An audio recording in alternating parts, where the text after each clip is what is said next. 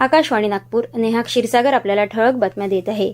Ambedkarite movement of culture and literature या संस्थेतर्फे ज्येष्ठ लेखिका उर्मिला पवार यांना डॉक्टर बाबासाहेब आंबेडकर जीवन गौरव पुरस्कार विद्यापीठ अनुदान आयोगाचे अध्यक्ष डॉक्टर सुखदेव थोरात यांच्या हस्ते आज स्थानिक हिंदी मोर भवन येथे प्रदान करण्यात आला. यावेळी बोलताना उर्मिला पवार यांनी दलित साहित्याची महती ही माणसाने चंद्रावर पाऊल ठेवून मानवजातीने उत्कर्षासाठी असणारी मोठी झेप घेतल्यासारखीच असल्याचं सांगितलं.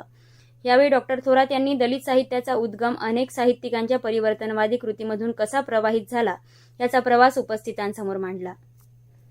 जगातील संरक्षणाचे क्षेत्र झपाट्याने बदलत आहे. नवा वर्ल्ड ऑर्डर तयार होत असून व्यापाराचाही शस्त्र म्हणून वापर होत आहे. अशा काळात ज्या देशाजवळ सामरिक शक्ती आणि तंत्रज्ञान आहे तोच देश भविष्यात आघाडीवर असेल. या दिशेने आपला देश झपाट्याने वाटचाल करत असताना देशाच्या सामरिक शक्तीला नवी दिशा देण्याचे कार्य सोलर समूह करत आहे, असं प्रतिपादन मुख्यमंत्री देवेंद्र फडणवीस यांनी आज येथे केलं. यावेळी केंद्रीय मंत्री नितीन गडकरी तसेच अनेक मान्यवर उपस्थित होते. सोलर डिफेन्स अँड एरोस्पेसच्या वतीनं मिहानच्या विशेष आर्थिक क्षेत्रात उभारण्यात येणाऱ्या रोबोटिक्स अँड UAV फॅसिलिटी प्रकल्पाच्या भूमिपूजन समारंभात मुख्यमंत्री बोलत होते. रतीय प्रबंध संस्था नागपूर यांना मिहान येथे व्यावसायिक संकुल उभारण्यासाठी महाराष्ट्र एअरपोर्ट डेव्हलपमेंट कंपनीकडून भूखंडाचे औपचारिक वाटप आज करण्यात आले. मुख्यमंत्री देवेंद्र फडणवीस यांच्या आज झालेल्या मिहान दौऱ्यादरम्यान या भूखंडाच्या वाटपाशी संबंधित कागदपत्रांचे हस्तांतरण करण्यात आले.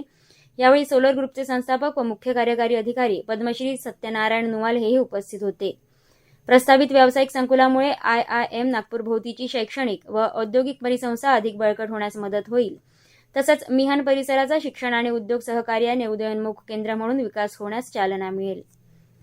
विभागीय मिनी सरस वैदर्भीय महोत्सवाप्रमाणे चिखलदरा महोत्सवात व्यापकता निर्माण करण्यासाठी महिला बचत गट, प्रदर्शन, विक्री केंद्र स्थापने करावे.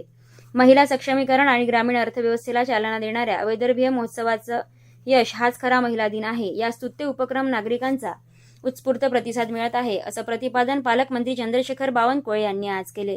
अमरावती इथं सायन्स कोर मैदान येथे 8 मार्चपर्यंत महिला दिन महोत्सव आणि विभागीय मिनी सरस व वैदर्भीय महोत्सव 2026चं आयोजन करण्यात आलं आहे. यावेळी बावनकुळे यांनी उद्घाटन केले, त्यावेळी ते बोलत होते. याबरोबरच हे बातमीपत्र संपलं. यापुढील बातमीपत्र उद्या सकाळी 10:58 प्रसारित केलं जाईल.